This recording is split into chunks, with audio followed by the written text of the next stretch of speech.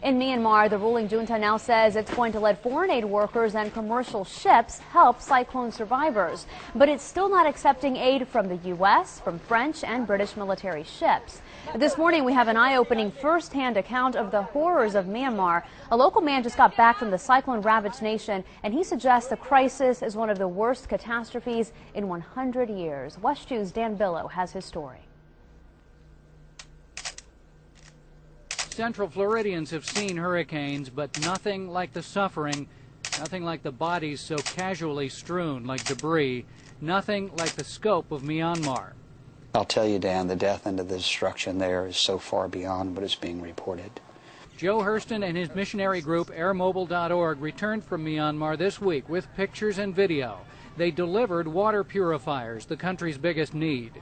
The water purifier uses ultraviolet light and an internal filter, and from dirty, contaminated water produces about 25 gallons of pure drinkable water every hour.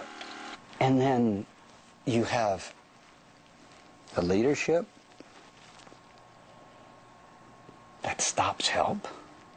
They were turned back again and again, but did get close to the devastated areas where people waited in endless lines with every bucket or jar they could carry. They waited for water purified by Hurston's machines and told of trying to hold on in the cruel storm. Some people cannot hold firmly because of the pain.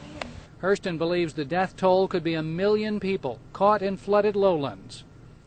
Without any warning, with no communications, these people cut off, living in mud huts, isolated out there, peasant rice farmers. Horrible as the images are, he hopes to go back.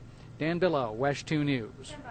And Joe Hurston also brought aid to victims of the Indian Ocean tsunami 3 years ago, and he says this disaster is much worse.